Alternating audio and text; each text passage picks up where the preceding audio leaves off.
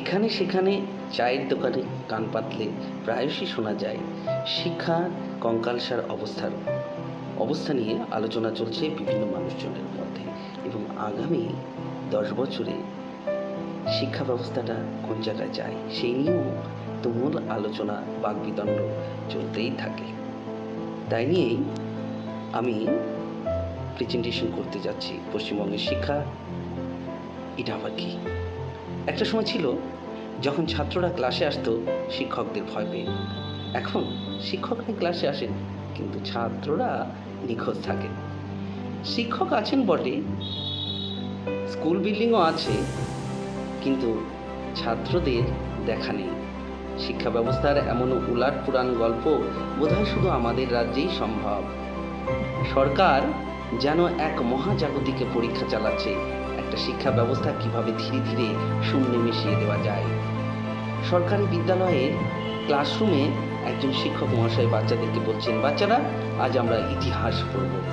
ছাত্র মাত্র একজন সহাস্যে বললেন, স্যার আমাদের স্কুলেই তো ইতিহাস হয়ে যাচ্ছে, আমি একলাই আছি। শিক্ষক তখন হেসে বললেন, আচ্ছা ও তাই তো, আজ তাহলে শূন্য তত্ত্বই পড়াবো। একটা সময় স্কুল মানে ছিল জ্ঞান অর্জনের কেন্দ্র, আর এখন এগুলো হয়ে গেছে বিবর্ণ দেওয়ালে টাঙানো নাম ফলক। সরকারি বিদ্যালয়ে সবচেয়ে বেশি ব্যবহৃত জিনিস কি, এই প্রশ্ন যদি আপনাদেরকে করা যায় তাহলে আপনারা কি উত্তর দেবেন? ব্ল্যাকবোর্ড, বেঞ্চ, বই নাকি তালা? সঠিক উত্তর হবে তালা। স্কুল এখন শুধু দারোয়ানদের জন্য, কারণ তারা ছাড়া আর কেউ সেখানে থাকে না। সরকার এবং শিক্ষকের মধ্যে কথোপকথনে সরকার শিক্ষকদের যেন বলতে চায়, তোমাদের কাজ শিক্ষাদান। শিক্ষক আবার বলে, কিন্তু ক্লাসে তো ছাত্রই নেই, শিক্ষার্থী নেই, কাদের পড়াবো আমরা? সরকার তখন বলে, ওরে বেটা, ওটা তোমার দায়িত্ব, ছাত্র জোগাড় করো। শিক্ষক তাহলে আমাদের নতুন নাম হওয়া উচিত, শিক্ষক কাম মার্কেটিং এক্সিকিউটিভ, তাই নয় কি? বিশ্বের উন্নত দেশগুলো যেখানে শিক্ষার জন্য জিডিপির 6 থেকে 8% বিনিয়োগ করছে, সেখানে আমাদের সরকার শিক্ষাকে এমন গুরুত্ব দিচ্ছে যেন এটা কোনো এক্সট্রা কারিকুলার অ্যাক্টিভিটি। উন্নত দেশগুলোর শিক্ষানীতি গুণগত শিক্ষা নিশ্চিতকরণ, শিক্ষকদের দক্ষতা উন্নয়ন, বিনামূল্যে আধুনিক শিক্ষার সুযোগ প্রদান। আর আমাদের শিক্ষানীতির মূল লক্ষ্য, শিক্ষক আছেন, ছাত্র নেই, স্কুল আছে, পড়াশোনা নেই, নিয়োগের বদলে শিক্ষার চিত্ত বিনোদন চলছে বটে। এ যেন সরকার এক রিয়ালিটি শো বানিয়ে দিয়েছে, যেখানে জনগণ বিনামূল্যে শিক্ষার ধ্বংসযজ্ঞ লাইভ দেখছে, অথচ বোঝার ক্ষমতা নেই।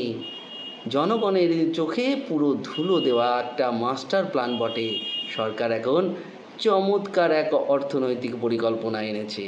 একদিকে 500,000 টাকা ভাতা দিচ্ছে, অন্যদিকে সরকারি স্কুলে মান এতটাই নামিয়ে দিচ্ছে যে অভিভাবকরা বাধ্য হয়ে বেসরকারি স্কুলে ভর্তি করাচ্ছেন।